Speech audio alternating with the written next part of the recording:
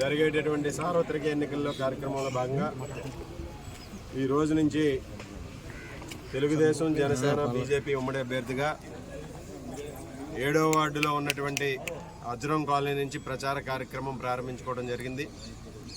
ముఖ్యంగా మరొక 43 రోజుల్లో రాష్ట్రంలో జరుగుతున్నటువంటి ఎన్నికల్లో 5 సంవత్సరాల దుర్మార్గమైనటువంటి పరిపాలనతో, అప్రజాస్వామిక పరిపాలనతో ఈ రాష్ట్రాన్ని అన్ని రకాలుగాను కూడా భ్రష్టు పట్టించినటువంటి వైఎస్ఆర్ కాంగ్రెస్ పార్టీని ఈ రాష్ట్రం నుంచి ప్రారదోలే విధంగా ప్రజలందరూ కూడా పెద్ద ఎత్తున ముందుకు వచ్చి ఈరోజు బీజేపీ, తెలుగుదేశం, జనసేన కూటమికి మద్దతు పలకడం చాలా సంతోషమని సందర్భంగా తెలియజేసుకుంటున్నాం.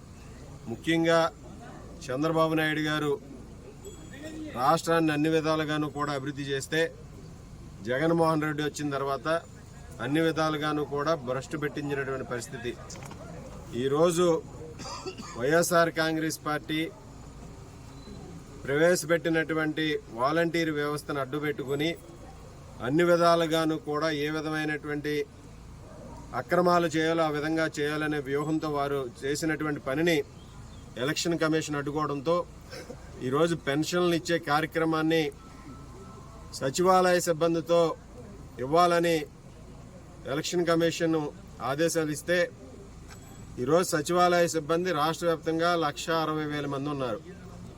ఒక్కొక్క వాలంటీర్ కింద కూడా 40 ఇల్లులుంటే ఈరోజు సచివాలయ సిబ్బంది అందరూ కూడా ప్రతి ఒక్కరూ కూడా 40 ఇల్లులకి పెన్షన్ ఇంటింటికి వెళ్ళి ఇచ్చే సౌలభ్యం ఉన్నప్పటికీ కూడా ఈ దుర్మార్గమైనటువంటి ప్రభుత్వం ఒక దురాలోచనతో పెన్షన్ ఇవ్వట్లేదనే ఒక దుష్ప్రచారం చేయాలి, అది చంద్రబాబు నాయుడు గారి మీదకి నెట్టాలి అనే ఒక దురాలోచనతో ఈరోజు పెన్షన్ల కార్యక్రమాన్ని ఒక రోజుకు బదులు వారం రోజులు ఇస్తాం, 10 రోజులు ఇస్తాం, అది కూడా పెన్షన్దారులందరూ కూడా సచివాలయానికి వచ్చి తీసుకోవాలని ఈరోజు నిబంధనలు పెట్టడాన్ని కూడా తీవ్రంగా ఖండిస్తున్నాం.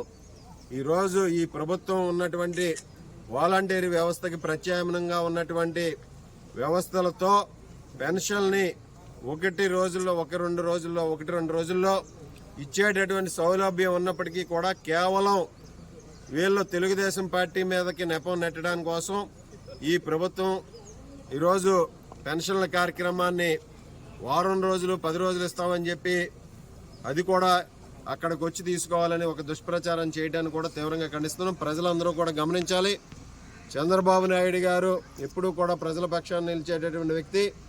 రాబోయే రోజుల్లో కూడా పెన్షన్దారులకి, ప్రతి ఒక్కరికి, రేషన్దారులకి అందరికీ కూడా పెన్షన్ కానీ రేషన్ కానీ ఇంటింటికి వచ్చి ఇచ్చేటటువంటి కార్యక్రమాన్ని రాబోయే రోజుల్లో తెలుగుదేశం, జనసేన, బీజేపీ ప్రభుత్వం కూడా తీసుకుంటుందని సందర్భంగా అందరికీ కూడా తెలియజేస్తున్నాం.